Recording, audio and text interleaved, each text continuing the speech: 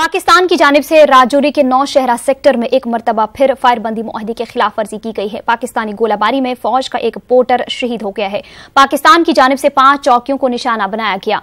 बाबाखोरी और डंग इलाकों के लोगों में खौफ दहशत का माहौल पाया जा रहा है। हिंदुस्तानी फौज ने भी मुंह तोड़ जवाब दिया है। बहुत फायरिंग हो रही है। पाकिस्तान ने बड़ी देर के बाद फिर फायरिंग स्टार्ट कर दी है। बड़े बड़े मोटार के गोले पड़ रहे हैं। हम डरे हुए हैं, हम घर के अंदर हैं। पाकिस्तान की जानिब से फायरबंदी मुआहदे की खिलाफ वर्जी और स्नाइपर हमलों के वाकयात में लगातार इजाफा हो रहा है। वहीं सिक्योरिटी फोर्सेस भी पाकिस्तान की इस इश्तियाल अंगेजी का मुंह तोड़ जवाब दे रही है। पेश है जम्मू से अंकित भट्ट की ये रिपोर्ट।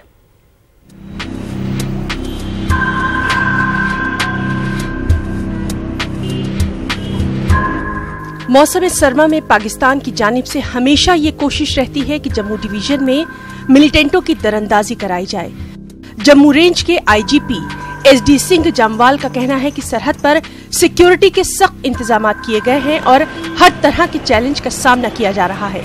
आईजीपी जम्मू ने कहा कि दरअंदाजी की कोशिशों को नाकाम बनाने के लिए तमाम सिक्योरिटी एजेंसियां आपसी तालमेल से काम कर रही हैं।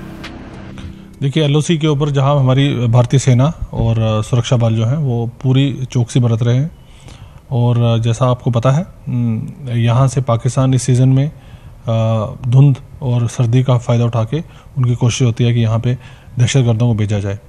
उसकी पूरी सख्ती के साथ उस चैलेंज को हमने स्वीकार किया है और उसका मुकाबला किया जा रहा है। कई जगह पे उनको मुँह की खानी पड़ी है और इसीलिए वो ये कायराना हरकतें कर रहे हैं। भारतीय स्नाइपर से या और जो इंडिविजुअली किसी सैनिकों को टारगेट कर रहे हैं। मैं इतना आश्वस्त करना चाहता हूँ कि भारतीय सेना, सुरक्षा बल और पुलिस जो है वो एक ही पेज पे पूरी सिनर्जी के साथ काम कर रहे हैं। हम हर सूरत से निपटने के लिए पूरी तरह से तैयार हैं। हालिया दिनों पाकिस्तान की जानिब से स्नाइपर हमलों के वाकयात भी बढ़ गए हैं। इन वाकयात में अब तक 5 जवान शहीद हो गए हैं। फौजी सरबराह जनरल बिपिन रावत का कहना है कि पाकिस्तान की तरफ से स्नाइपर हमले पहले भी होते रहे हैं और फौज उनका मुंह तोड़ जवाब भी देती आई है, आगे भी देती रहेगी। जनरल बिपिन रावत का कहना है कि कश्मीर में नौजवानों को मिलिटेंट सफों में शामिल होने से रोकना अहम तरजीहात में शामिल है। उन्होंने कहा कि मिलिटेंसी का हिस्सा बनने वाले नौजवानों के अहले खाना को भी समझाया जा रहा है। To first ensure that the young boys don't join militancy anymore. So first is to focus at them and tell them that it is not worth joining militancy because you will not live long. And then those who have joined militancy, we are trying to approach the families to tell them that we still give you an opportunity if you can come out of insurgency and surrender and forget this gun because as we said you will not live long. But then if people do not behave and continue with the violence, then the only element left is to neutralize them. Security forces सरहद पर हमेशा चौकस है और मिलिटेंटों की दरअंदाजी के जरिए वादी के माहौल को बिगाड़ने के पड़ोसी मुल्क के नापाक अज़ाइम को हरगिज कामयाब होने नहीं दिया जाएगा। न्यूज़ 18 उर्दू के लिए जम्मू से अंकित भट्ट की रिपोर्ट। पठानकोट में एक कार लेकर फरार होने वाले 4 मुश्तबा अफराद का सीसीटीवी फुटेज जारी हुआ है। इस फुटेज में चारों मुश्तबा अफराद को जम्मू के एक टैक्सी स्टैंड पर देखा जा सकता है, जिन्होंने मुबैना तौर पर खुद को फौजी जवान बताया था। दरअसल 4 मुश्तबा अफराद ने जम्मू में एक टैक्सी स्टैंड से इनोवा कार से किराया पर हासिल की थी और वो पड़ोसी रियासत पंजाब के पठानकोट की तरफ रवाना हुए। जब कार पठानकोट के माधवपुर पहुंची तो कार में सवार मुश्तबा अफराद ने बंदूक की नोक पर कार ड्राइवर को गाड़ी से बाहर कर दिया और कार लेकर फरार हो गए। इस वाक़े के बाद इलाके में सिक्योरिटी फोर्सेस को अलर्ट कर दिया गया है और पंजाब पुलिस 4 मुश्तबा अफराद की तलाश कर रही है। वो पहले तो हमारे इधर घूम रहे थे, थोड़ा देख रहे थे। ऐसा है हमारे जहाँ कैमरे लगे हुए हैं, पूरे स्टैंड पे हमने कैमरे फिट किए हुए हैं। तो बाद में वो चले गए। हमारा एक पॉइंट है उधर, सोमू पॉइंट है। सोमू पॉइंट पे हमारा मैनेजर होता है, वहाँ पे उन्होंने गाड़ी ली, इनोवा गाड़ी ली और पठानकोट के लिए ली। माधोपुर में उन्होंने खाना भी खाया। खाना खाने के बाद जैसे माधोपुर क्रॉस किया, कोई 300-400 मीटर के बाद उन्होंने बोला यार बाथरूम करना है, गाड़ी साइड पे रोको। जैसे उसने बेचारे ने गाड़ी साइड पे रोकी तो वो नीचे उतरा है तो उन्होंने उसको पकड़ लिया।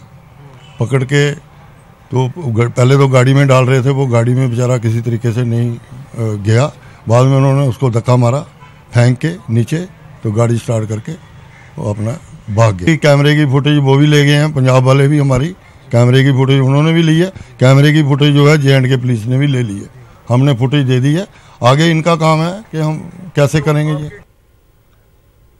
जम्मू कश्मीर के लिए असेंबली इंतखाबात के सिलसिले में मुख्तलिफ बातें सामने आ रही है। इस जिम्न में जब न्यूज 18 उर्दू ने बीजेपी के साबिक रियासती सदर सत शर्मा से बात की तो उन्होंने कहा कि अगरचे इस वक्त इंतखाबात के हवाले से कोई ठोस फैसला मरकजी सरकार ने नहीं किया है, ताहम जब भी इस सिलसिले में इक़दामात शुरू होंगे उनकी पार्टी इंतखाबात लड़ने के लिए तैयार रहेगी। सत शर्मा ने कहा कि गवर्नर राज के 6 माह पूरे होने के बाद रियासत में सदर राज का निफाज भी एक मुतबादिल है।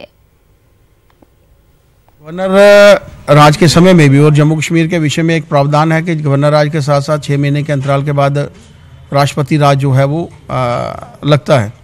ऐसे समय में हम लोग और अगर केंद्र की तरफ से ऐसे कोई संकेत आते हैं या क्योंकि ये पार्लियामेंट में सेकंड टर्म्स जो है that has to be pass in the parliament, और ऐसे कोई संकेत आते हैं या गवर्नर साहब की तरफ से भी ऐसी कोई बात आती है तो भारतीय जनता पार्टी के सारे कार्यकर्ता चुनाव लड़ने के लिए तैयार हैं।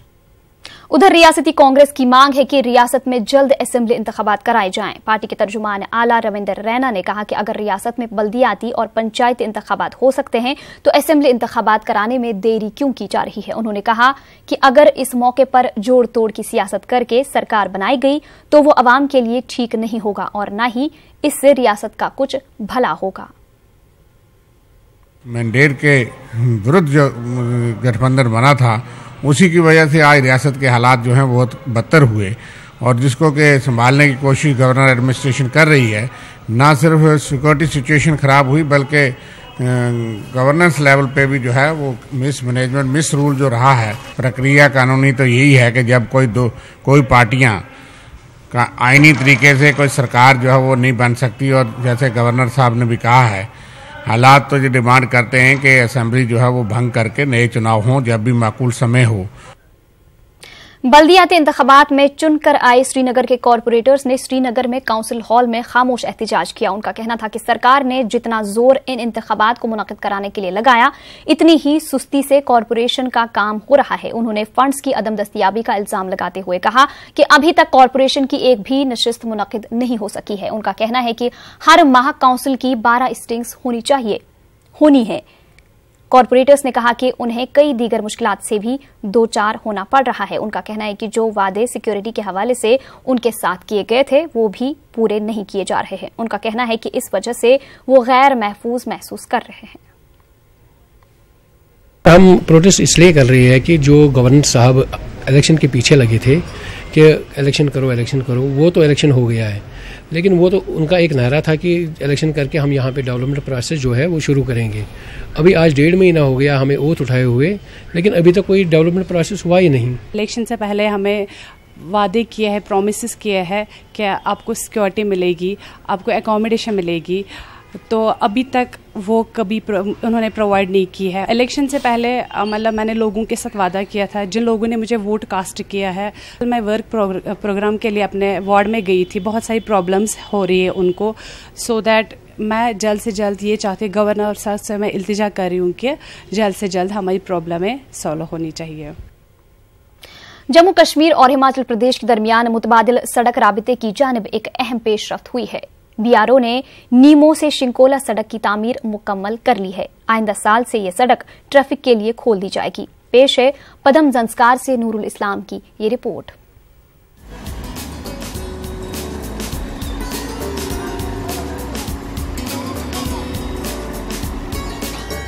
नीमो पदम दारचा निहायत ही अहमियत की हामिल सड़क है।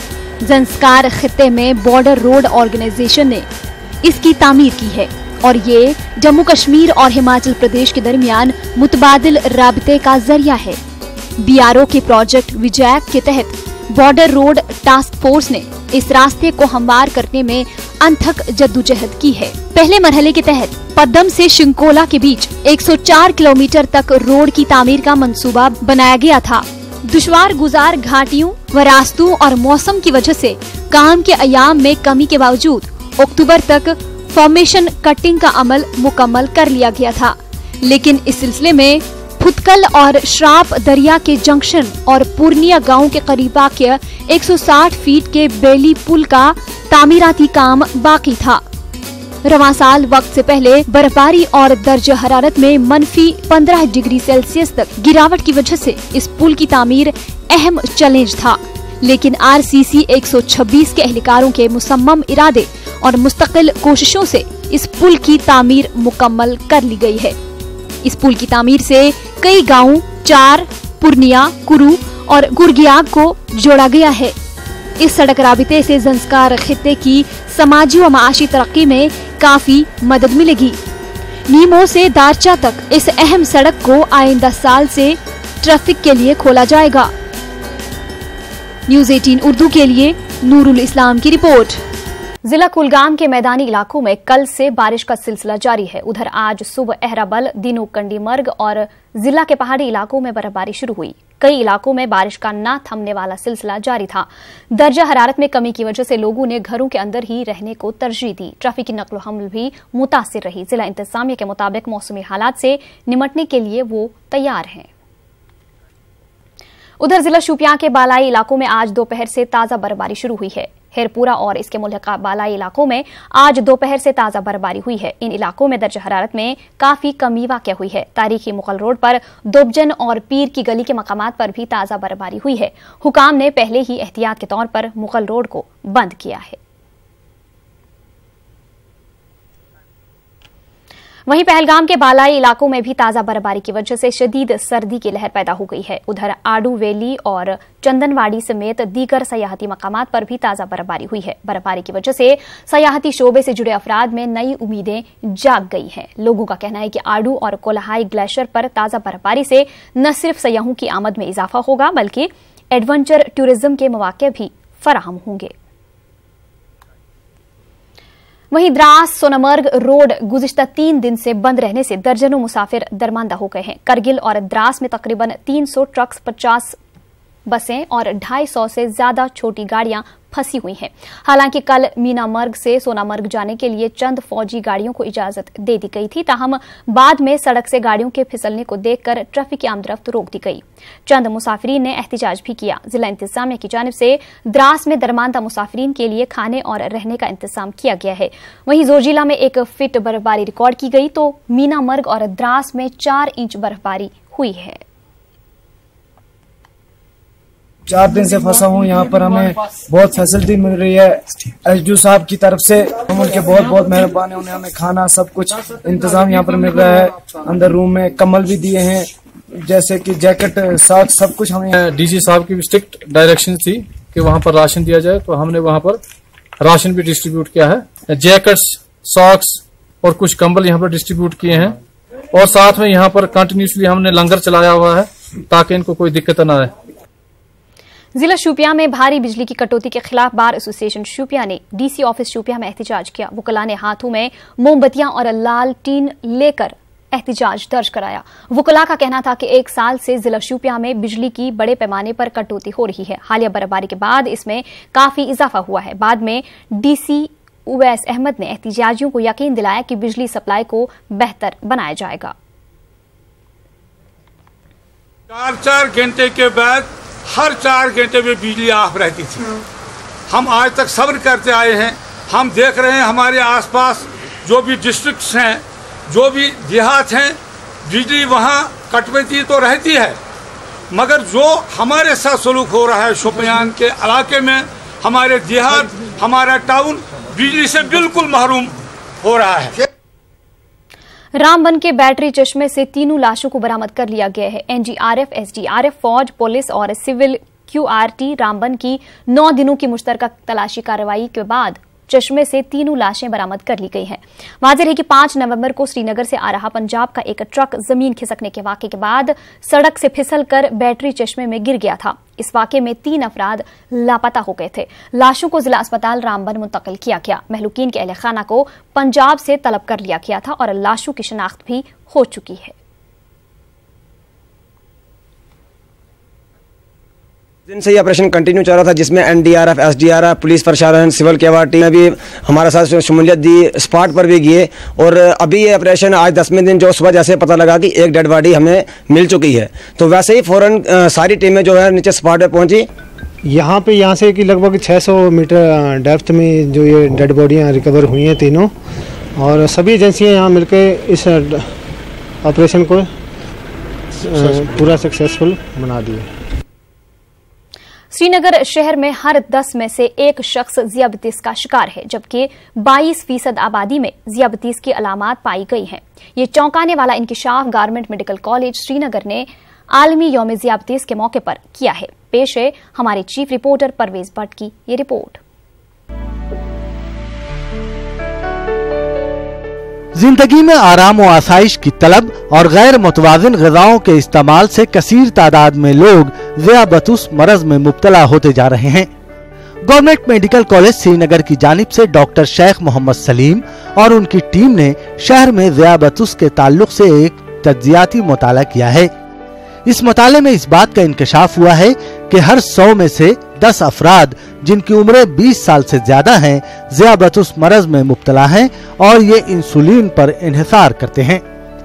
इस मुताले में इस बात का भी पता चला है कि श्रीनगर की 22% आबादी इम्पेयर्ड फास्टिंग ग्लूकोज से मुतासिर है, यानी इन अफराद के ज़ियाबतुस में मुब्तला होने के इम्कानात ज्यादा हैं। डॉक्टरों का कहना है कि सेहत बख्श ग़िज़ाओं के इस्तेमाल में कमी, जंक फूड और सॉफ्ट ड्रिंक्स का कसरत से इस्तेमाल, सिगरेट नोशी और रहन सहन के मौजूदा तरीकों से लोग इस मरज में मुब्तला होते जा रहे हैं। अब हमने लगभग 18 साल के बाद स्टडी की है, तो 6 से ये 10 हो चुका है, तो डेफिनेटली ये अलार्मिंग है हमारे स्टेट के लिए भी और हमारी कंट्री के लिए भी।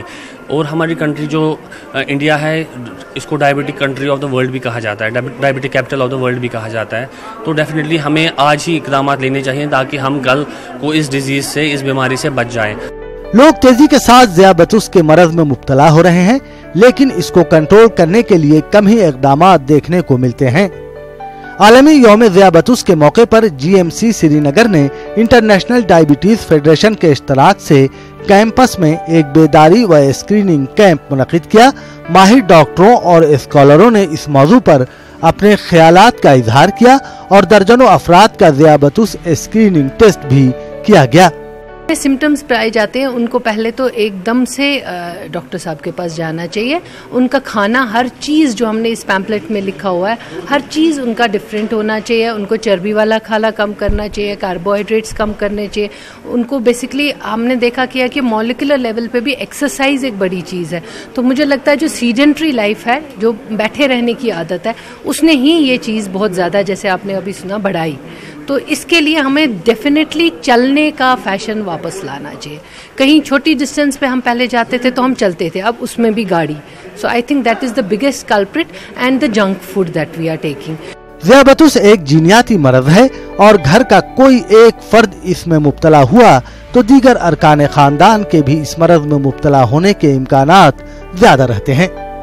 इंतजामिया की सतह पर ज़ियाबतुस पर कंट्रोल के हवाले से खातिर-खा इक़दामात नहीं किए जा रहे हैं। जरूरत इस बात की है कि इस ताल्लुक से बड़े पैमाने पर शऊर बेदारी प्रोग्राम और स्क्रीनिंग कैंप्स मुनक़िद कराए जाएं। न्यूज़ 18 उर्दू के लिए श्रीनगर से परवेज भट्ट की रिपोर्ट।